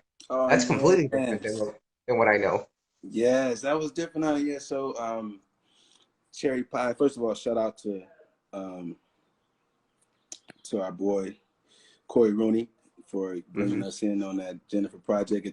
It's funny because like 2 albums prior to that, we met with him and met with Jennifer, and just because of the schedules or whatever, we just never could get on the project. And so finally on that one, we all like when Encino, and she had rented a house with a studio, and so we all was out there for about a month. Us, Rich Harrison, Corey Rooney, a couple other producers would come by. Do I need to turn some light on in here? Or No, you're good. we good? Okay, Yeah, you're good. cool. And so so obviously me and Tim are huge Prince fans, and so one night we was just in the studio in Encino for this project. We were just messing with a track, and we had wanted to do something that felt like Prince. And so Mm. Corey came in. He was like, "Yo, what is this, man? What? Hold on," because Corey's nice with the pen, and Corey just Right. he was like, "I got an idea already." And so then Corey, so Hmm. we all started bouncing ideas back and forth, and so that's how Cherry Pie came about. And fun making that album too, man. Yeah. So cool working with Jennifer, man. She's super humble, super easy to work with, and I think people will be surprised how down to earth she is, considering her, level of celebrity. Um, Super great person, man, and we all would have long talks about relationships and everything. And Mark, because she was married to Mark at the time, and Mark was crazy. Mark Anthony, Mark was crazy, but it's funny because I don't know if you guys ever interviewed Rich Harrison, but have you ever interviewed Rich? No, we're trying to find him. If you ever interview Rich, you have to ask him. Say, Bob said, man, to ask you about the time that you and Mark Anthony almost got to fight. Oh. It was so funny, man. Oh my God, it was so funny. But That's awesome. but yeah, man, a lot of great memories with that project as well too. And it was super cool to work with her. Always a pleasure to work with Corey Rooney. He one of the goats. You know, we both look up to him very much, and so that was definitely a cool project to work on. Yeah. Hey Bob, do you want to turn on the light? You're looking a little Oh yeah, yeah. All right, let me just a do little that. bit. I think it got dark quick, huh? Yeah.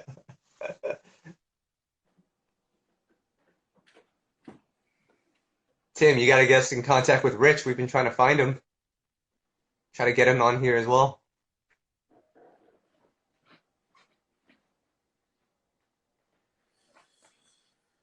All righty. Is that better? That's perfect. Cool.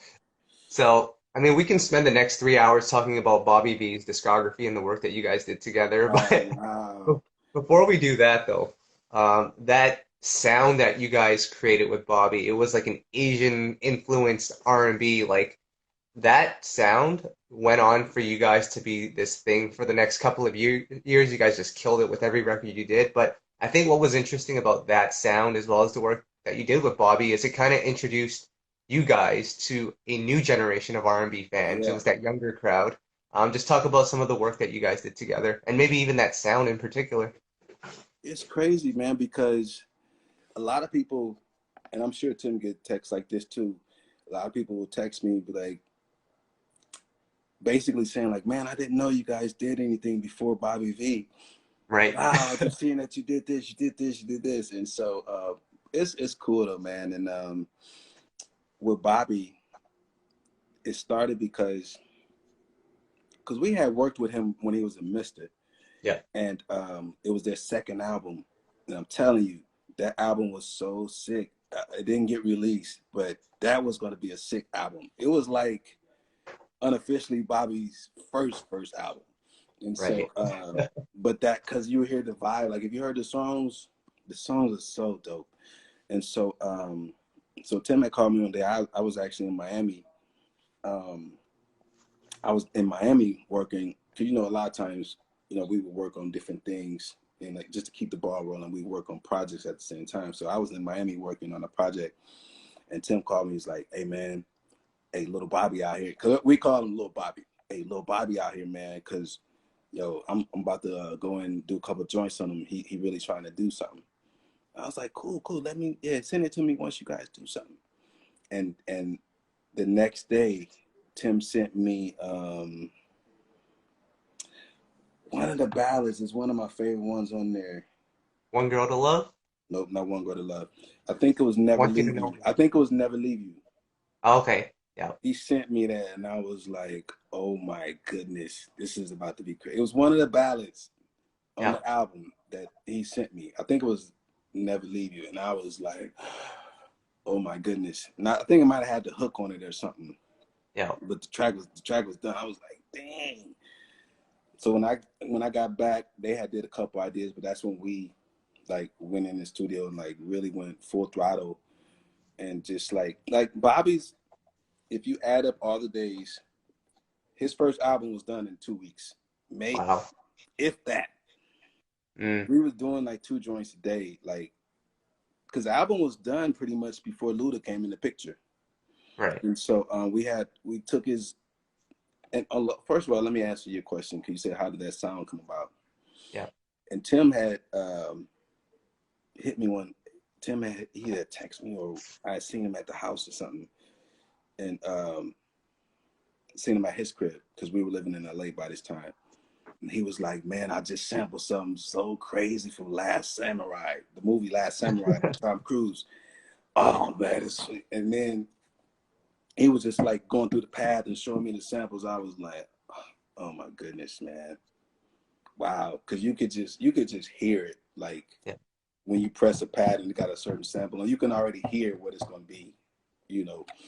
And so it was just like it's over. Like in my mind, and I'm sure in their mind too, it's like it's about to be on and cracking. And so, um, and we were just going through the songs, and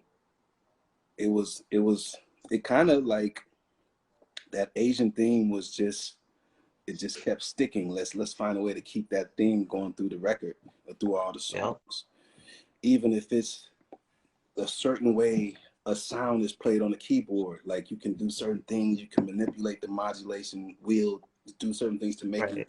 sound like an Asian sound, even if it's actually not an Asian sounding patch in the keyboard. So we were Right. just going through and just really making that the core of his sound.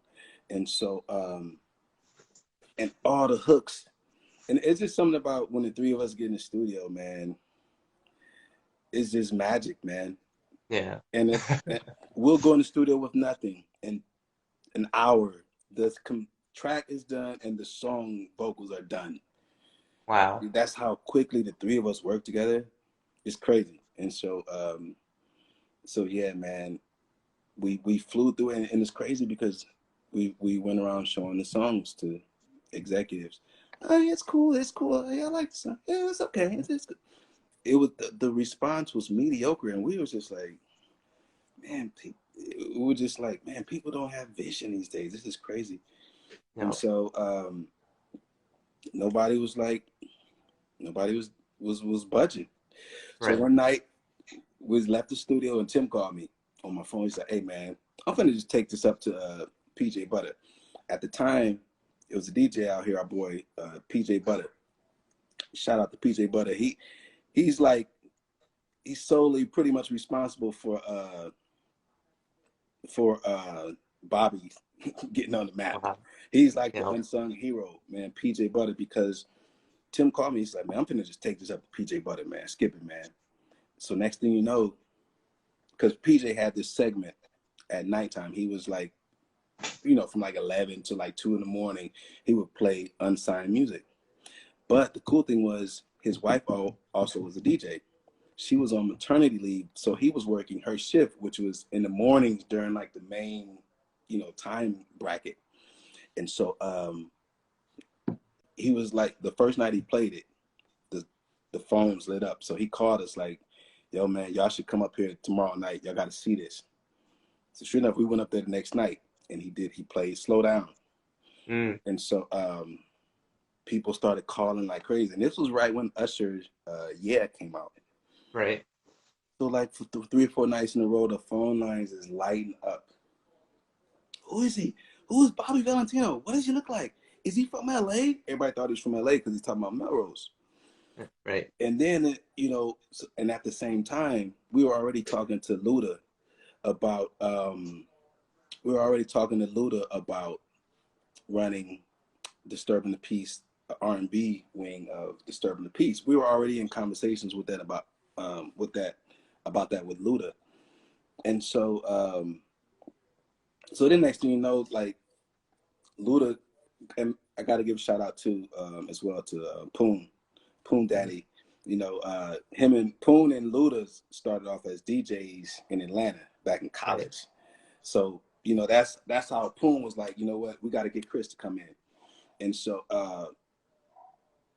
it all just made sense to put it through Disturbing the Peace. And so that's how it came about. And it's funny because even then, after Luda listened to all the songs, and his managers, Shaka Zulu, what's up Shaka, and Jeff, Big Jeff, Luda's managers, they was like, okay, let's do it. And so funny because the first thing Shaka said is, "All right, man, we got to tell all the DJs to stop playing Slow Down. That's not gonna be the first single." He was like, "Man, are you crazy?" He's like, "Nah, man, cause nah, he need that look with Luda on this, man. Shaka wanted to give me a chance to be the first single. Ooh. The song with Luda, Yeah. which is dope too."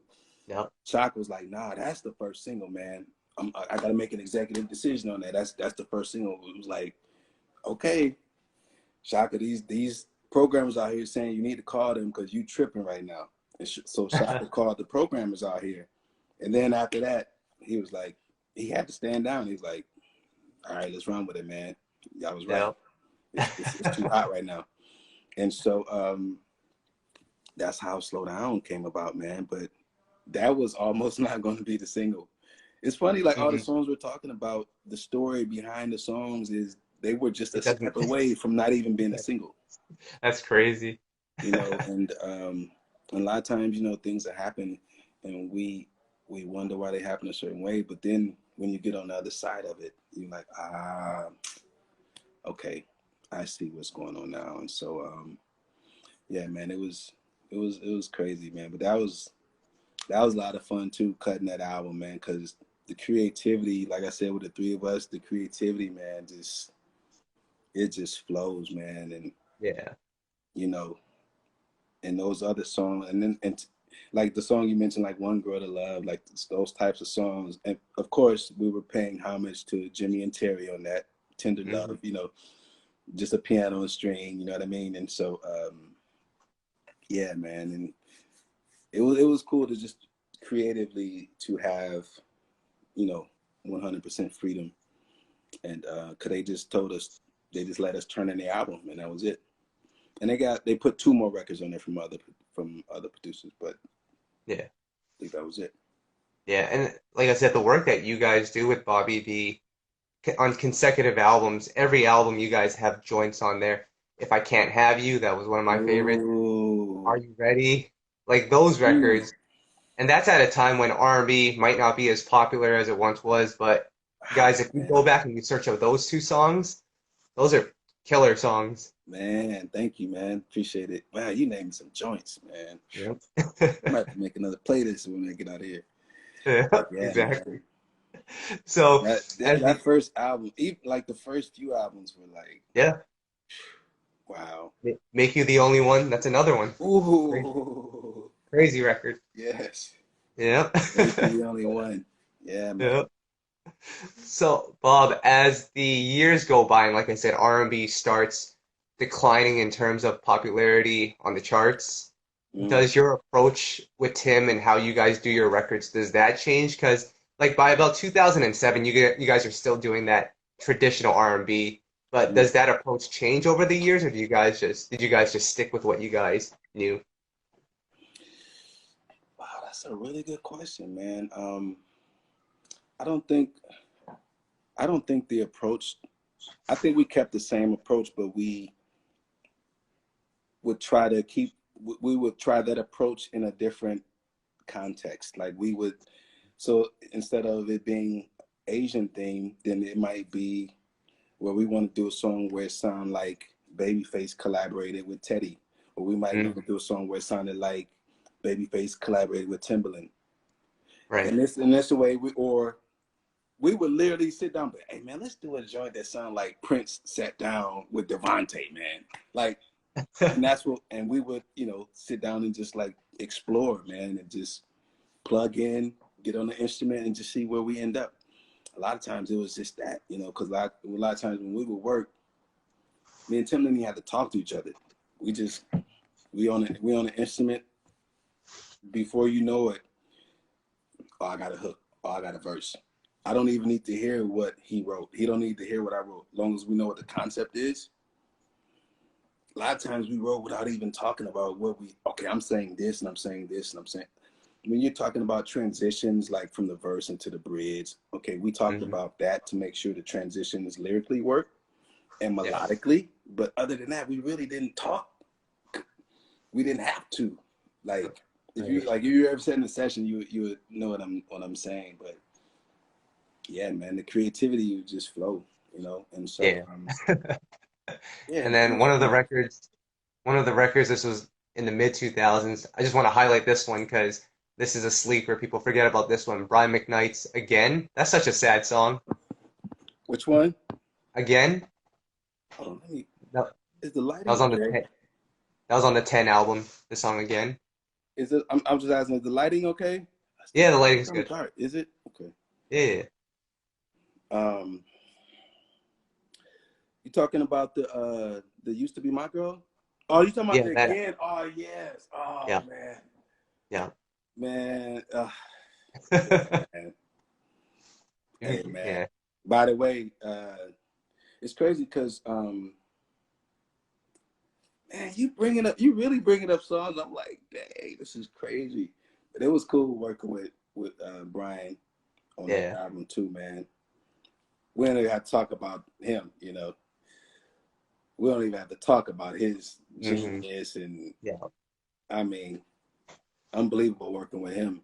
Yeah. And of course, obviously, like Tim working with him, like Tim worked on his last album. He did Yeah. the last album, which was dope. I was just telling Tim how dope that album was. Yeah. Um, yeah, man. But yeah, Yeah. man, you naming stuff, man. Wow. Hey, we're gonna.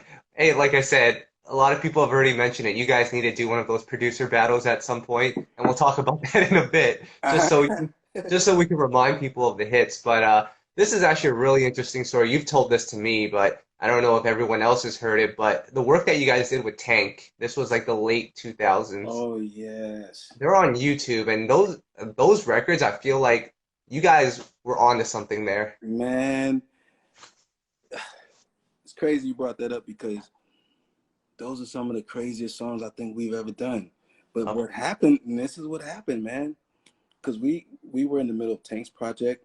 There was another artist on Black Ground that we were working on at the time called it was a white artist that they had that was like it wasn't a rock artist, but he was like a pop artist, and man, his name slips my mind. But they ended up letting him go. But we had did a half an album on that guy, and we was in a groove. I mean, this is the crazy, and I'm just bringing this up just to give you context. But they had given us front ends already for Tank. They had paid us the front end money.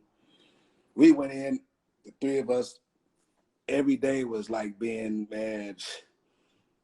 Every day was just like wow. Leaving the studio like wow, this dude is ridiculous. Next thing you know, Barry Hankerson just shut everything down.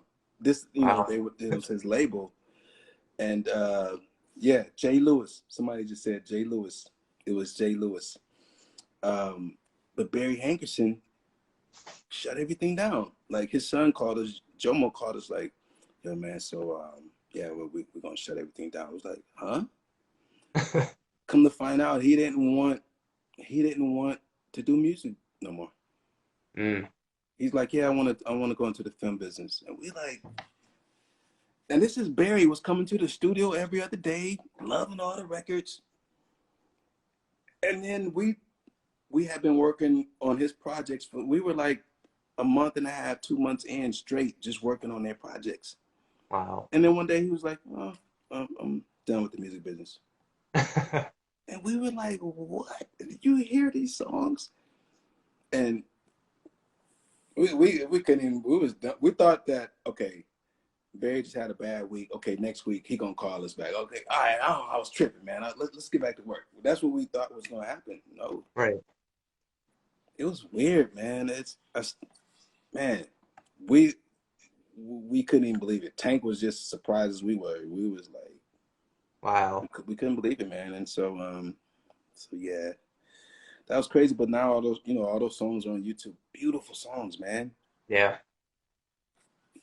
Crazy. Love it. It was crazy. Yeah. It was crazy, but that's how it goes, man. Like if you could hear a lot of this, just Bobby alone. Bobby right now could put out an unreleased EP of stuff that didn't go on his album that we did. People think he had a new album.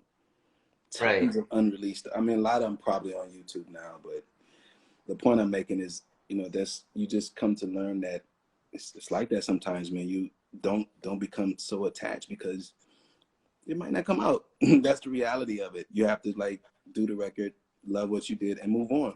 Like Hmm. not be attached to it in that way, because you end up driving yourself crazy, man. And so, yeah, man, it was that those Tank songs was those were special, man. Yeah. Lost in You. Yep. Oh my goodness. Oof. Mm-mm. It was. I Yep. gotta say, it was magic in the studio every night working with Tank, man. The three of us working together, it was magic, man. Gotta say, it was. Yep. And then the other song, Do You Remember? That's a sad song as well. Oh, That was a great song. man, you bring it up. All the joints, man. Do you remember? Hey, man. All those joints, man. Like, I'm actually glad you said that. I'm gonna make a playlist tonight, man. Like, Yep. And got then nothing else to do. you're gonna send it over to me and we'll have a party. Yes, sir. Yes, sir. Um, Want to for so, sure. the years go by. Tim starts working on some of his records. You start producing on your own as well. You Mm, catch a hit with My Man by Tamar. mm. What was the difference working with Tim for all those years and then producing on your own, like from a creative standpoint for you? Well, and it's crazy too because we had worked together, man. We first started working together. I was 16, and I'm 48 now. I was 17, so it's 30 over 30 years, man. And so um, it's crazy, man. it was cool in it's cool in a way, but it's you definitely see where, like, honest, like, I see where I learned a lot from Tim. Hmm. Or like, oh, you know what? Hold on, let me go back and do this, because if Tim was here right now, he'd be like, Robinson, don't play it like that, play it like that. And so like little stuff like that, like, you know, like, because it'd be certain little things I might do in a track, and Tim like, nah, do it over. Yeah, man, because you remember you, because you got to do it right on time. Da, da, da, da. Little bitty, you know, idiosyncrasies. And so, so you think of, you know, you think about that because you work with someone for nearly 30 years, and then you start, you know, you take your own creative paths. You know, you notice the difference. And so, but then you notice other things too, like, wow, this is cool because me and Tim have never went here creatively. This is cool to do something a little different. You know, that kind Right. of thing too. You know, whether it was like with Tamar, or like, because I did a couple indie films, scored a couple indie films that were like completely different path creatively than what Yeah. I've been taking.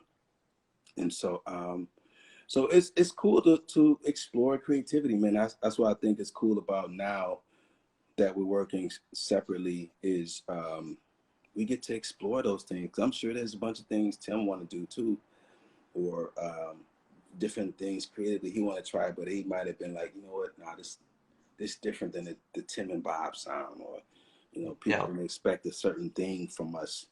You know, as some LA taught us a long time ago, he said, you know, the consumer will let you know what the consumer needs from you as a producer, what the consumer wants from you. And like, it's so much wisdom in that, what he told us. And it's funny, when I seen LA like a couple years ago, he was like, I told y'all that. It's like, man, I don't even remember telling y'all that. He said, I'm glad I did, though. I'm glad I did. But yeah, but so I think, you know, we both will sometimes work and be like, okay, yeah, people would expect this as a Tim and Bob record. Okay, let me do something a little different or whatever. And so I think this is a cool time to explore, do different things. You know, I've collaborated with a lot of younger guys coming up, and you know, I'm actually honored when the guy calls me, yo, man, what's up, OG? It'd be an honor if you roll through tonight, man. Come on, Bob. You know, so that's cool too, man. And so, and you know, I think sometimes a lot of marriages don't last half that long. You know, that's a Hmm. long time to work with someone. That's a long time to have a friendship with someone, let alone work with someone Yeah. and be creative and still maintain your own identity and all this. So it was challenging for both of us, man. And I think, you know, for all intents and purposes, we might have just got tired of each other. We might have just got tired of each other. I say that like tongue in cheek, but you know, it's cool, man, to see you know, see what Tim is doing now with the label and everything, SRG, and you know, he was just telling me some cool things coming up, some cool projects coming up that, you know, who knows, we might surprise everybody and like reunite on a couple things here and there. And so um so yeah, we'll see, man. But it's been cool to yeah, just kind of just have an open minded to working with certain artists that, you know, we usually wouldn't, people wouldn't expect us to work with, or something. Like a lot of times I'll collaborate or work with a person that absolutely not even signed. It's Right. just that the person had the courage to reach out to me and say, hey man, it'd be an honor if I work with you. And I said, okay, yeah, let's work. Huh? Really? Because that's happened a couple of times where someone just randomly reached out, man, I would love to work with you, man. I said, okay, cool. Yep. Really? Are you serious? I'm like, yeah, yeah, let's do it. And so, so yeah, man, it's been cool, man. And you know, I'm happy, man. I'm happy where things are going, and you know, it's good to. One thing that I will say is very cool and humbling is you know, so many people redoing your songs or including your songs in their songs. Mm, You know, yeah. we sign licenses probably every week for different songs out of our catalog that people are putting in their songs. And you know, like for instance, the YFN, you know, you know, the joint with him and Trey Songs, that had the Missing You sample. that breathed a lot of life into missing you. You know what record I'm talking about, right? The Yeah, wife yeah, and yeah. Lucci That joint. was the Yeah. yeah, I think I can't Soon make it as one. I get Yeah, girl. yeah, Yeah, so that breathed a lot of life into missing you. And so and then like So Into You, like there's probably about 4 singles coming out that has some part of So Into You wow. song. So that's like rewarding, man, and and to think like, wow, okay, we rode into Atlanta with less than $100, man. In my little Cavalier, I hadn't paid a car note in like six months, man. They thought I had stole the car. They thought I had stole the car, man. That's how the conditions that we were in when we met Dallas. It was crazy. Most people would have threw in the towel way before then, but we did it, man. We stuck with it, man, and I'm proud of what we did, man. I'm proud of what we did. Right. No, that's amazing. And like I said, can't wait to hear what you have coming up. If you and Tim work together again, magical. We can't wait for that. Right, Shout right. out to That'll Tim. I be know he's dope, trying to right? get on here. Tim, only two people can be on this at once, I think. So we'll wait till this is over and we'll try to figure out something with you. But Bob, man, I can't wait until eventually at some point you guys get involved in that R&B battle so people can just see the You history know that you what? guys have. Somebody's supposed to be putting it together with us. I think they're trying to Yeah, get us with the underdogs. I think that'll yeah, be cool. That'll be fun. Um, yeah. yeah, we'll see what happens, man. And I can't wait till tomorrow. With Face and Teddy, Babyface and Yeah. Teddy. So I'm definitely gonna be tuning into that. But man, yeah, man, I'm just very blessed, man. And like I said, I'm very grateful for our journey and what we were able to do, and that we never gave up, man. Because man, it was so much that we went through that people don't have a clue, man. Like nearly dying together a couple times in car accidents. Yes, yes, yes, man. Real stuff, man. And so many nights not eating in Detroit. It is. I could go on and on. So Right. I'm very grateful, man, and to for these songs to still resonate with people when people sampling the songs and all that. I'm just humbled, man, and I thank God every day for it. I thank God every day for it, and so yeah, man, I appreciate you having me on here to chop it up a little bit. Thank you for having me, man. Absolutely. Yeah. Had to go through memory lane and talk about all these records. Appreciate And you, man. Bob, like I Appreciate said, you. you got our support with whatever you got going on. You and Tim, you guys are family to us. So just keep us posted and we'll definitely feature it on the site. Absolutely, man. Congratulations to you guys, what you're doing with your platform as well, too, man. Best wishes to Absolutely. you. Best wishes to Absolutely. All you, right. brother. Man, take care. All right. Peace, bro. Yep. Peace.